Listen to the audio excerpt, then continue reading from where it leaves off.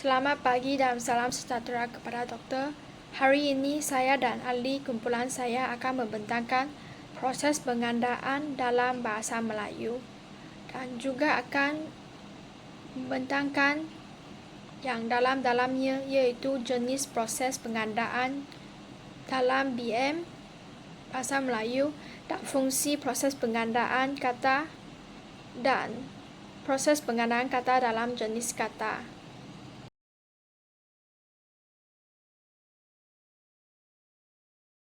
Seterusnya saya akan membentangkan pengenalan berkaitan dengan proses pembentukan kata dahulu dan seterusnya saya akan memasuk ke dalam proses pengenalan proses pengandaan.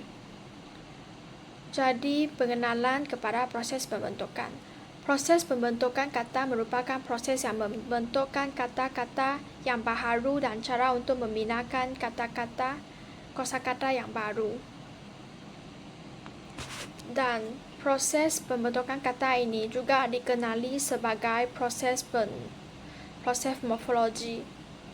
Dan seterusnya menurut kepada Nick, Safia, Karim dan juga tokoh-tokoh yang lain, proses pembentukan kata merupakan proses yang terlibat dalam penghasilkan binaan-binaan, yaitu bagaimana morfem sebagai unsur perkataan disusun dan dicantum untuk membentukkan kata.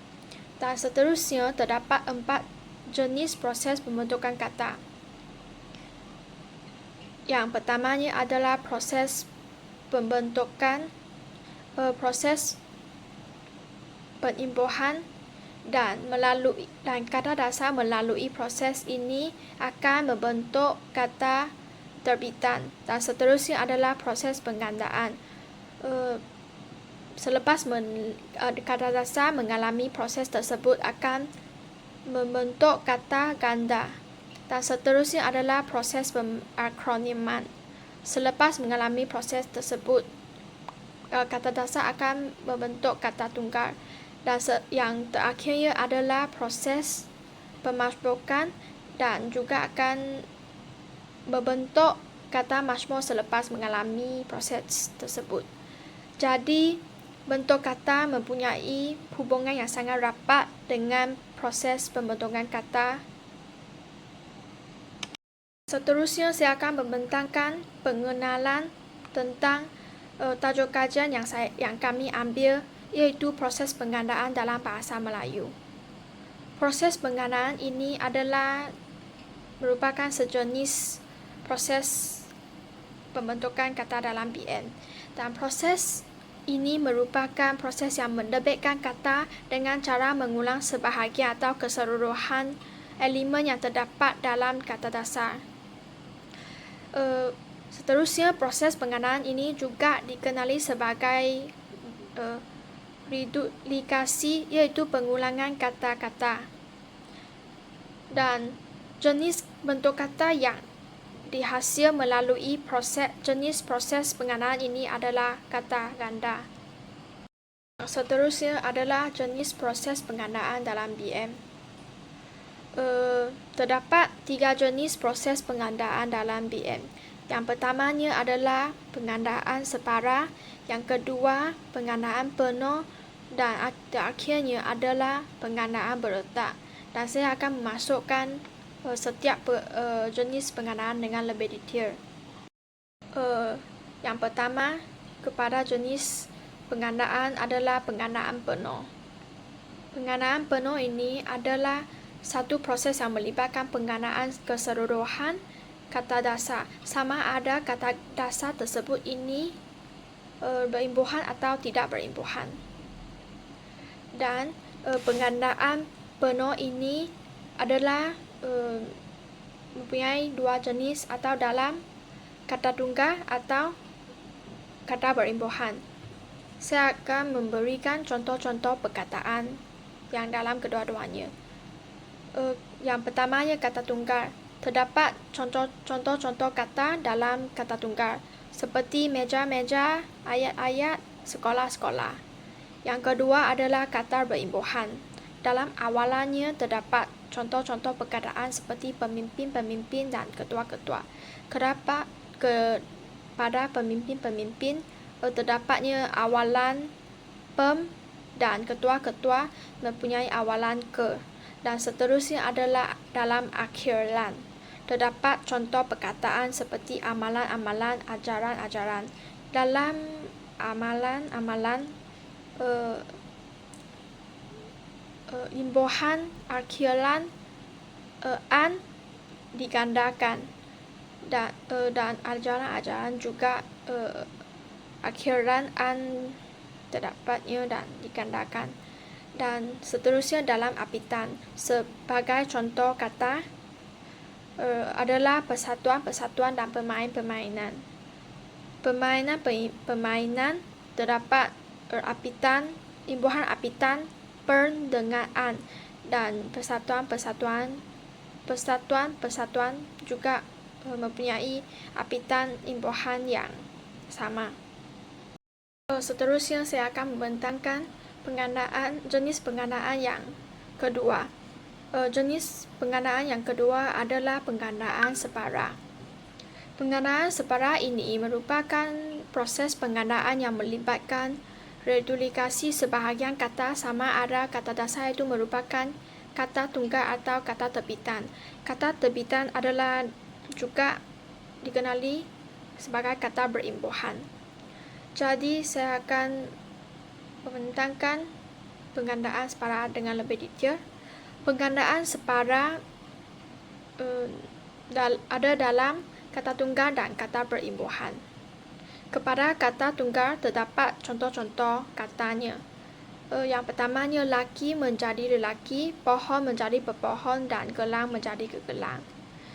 Dan seterusnya kata berimbuhan juga terdapat dalam tiganya adalah yang pertamanya awalan. Terdapat contoh-contoh perkataan dengan imbuhan awalan. Yang pertamanya adalah berlari-lari dengan imbuhan awalan ber, dan tersenyum-tersenyum dengan imbuhan awalan ter.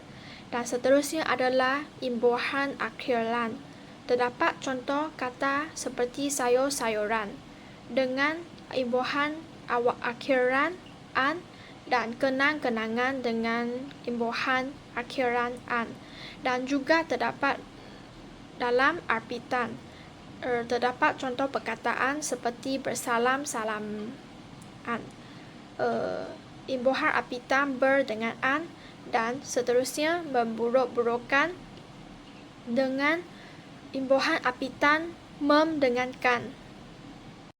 Yang seterusnya adalah penggandaan berentak. Jenis penggandaan berentak. Penggandaan berentak ini merupakan proses yang menggandakan kata dasar mengikut rentak bunyi tertentu dalam kata dasar itu. Keseluruhan kata dasar digandakan serta bunyi-bunyi tertentu dan diulangi ataupun diubah dalam proses penggandaan tersebut. Penggandaan berentak ini terbahagi kepada 3 jenis berdasarkan perubahan dan reduplikasi bunyi-bunyi. Dan seterusnya saya akan menjelaskan lebih detail tentang jenis proses berentak ini. Jadi saya sekarang akan masuk ke dalam pembentangan tentang jenis penggandaan berentak pengulang Walker. Jenis penggandaan berentak pengulangan Walker ini mengandungi ciri-ciri persamaan pada bunyi Walker tertentu, iaitu terdapat ciri-ciri keharmonian Walker. Contoh kata kue mue, lau, wow, dan hirup pikuk. Yang keduanya adalah jenis penggandaan berentak pengulangan konsonan. Jenis penggandaan ini berentak ini mengandungi ciri persamaan pada bunyi-bunyi konsonan tertentu. Contoh perkataan batu bantan. Kedua-dua perkataan ini akan mengulangkan bunyi konsonan. Seperti contoh batu dan bantan, B dengan T konsonannya merupakan konsonannya dan mengulang, dan gunung ganang dan huru hara pun sama juga. Kedua-dua kata bunyi konsonannya akan berulang. Dan jenis yang terakhir kepada penggandaan merentak adalah pengandaan berentak bebas. Jenis pengandaan berentak ini tidak mempunyai ciri-ciri persamaan pada bunyi vokal atau konsonan. Jenisnya bebas. Terdapat contoh katanya, anak pinak, saudara marah, dan simpang siur. Melalui contoh kata ini tersebut, boleh nampak kedua-dua kata yang digandakan tidak mempunyai konsonan yang ulang atau vokal yang bunyi vokal dan bunyi konsonan yang ulang. Hai doktor, saya Loh Yi Kuan, nombor matrik 305590. Okey, sekarang saya akan mula bentang part saya, iaitu fungsi proses penggandaan kata dalam bahasa Melayu. Proses penggandaan kata juga dikatakan sebagai reduplikasi. Dalam bahasa Melayu, memainkan peranan yang amat penting dalam pembentukan makna dan struktur kata. Menurut Asma Haji Omar, beliau mengatakan penggandaan penuh seperti buku-buku berfungsi untuk menunjukkan makna jamak. Manakala Nik Safia Karim, beliau menjelaskan bahawa penggandaan separa seperti kekuatan berasal daripada kata dasar kuat. Okey, Abdullah Hassan, beliau menegaskan bahawa reduplikasi turut menghasilkan kata baru dengan makna khusus seperti mata-mata iaitu dari detektif dan orang-orangan iaitu boneka. Okey, secara keseluruhan, penggandaan kata memperkayakan bahasa Melayu dari segi morfologi dan semantik, menjadikannya lebih dinamik dan ekspresif. Okey, sekarang saya akan sambung tentang proses penggandaan kata dalam bahasa Melayu mengikut jenis kata. Okey, sekarang boleh nampak 5 jenis kata di sini, iaitu kata nama, kata kerja, kata tugas, kata ganti nama dan kata adjektif. Okey, yang pertama, kata nama. Kata nama merupakan salah satu aspek penting dalam morfologi bahasa Melayu yang berfungsi untuk pelbagai tujuan semantik dan sintaksis. Okey, dalam kata nama terdapat 3 jenis, iaitu penggandaan penuh, penggandaan separa dan penggandaan berentak.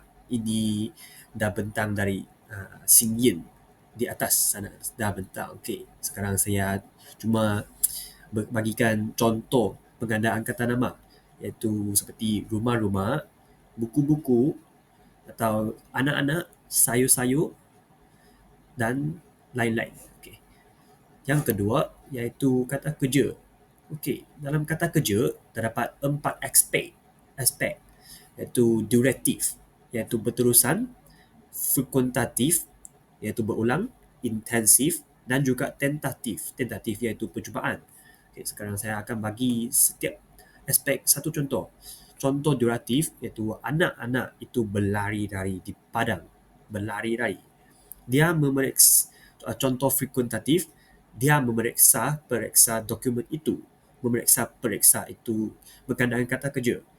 Dan contoh intensif, ibu memukul-mukul adik kerana nakal. Memukul-mukul tu iaitu penggandaan kata kerja. Intensif. Dan akhirnya tentatif.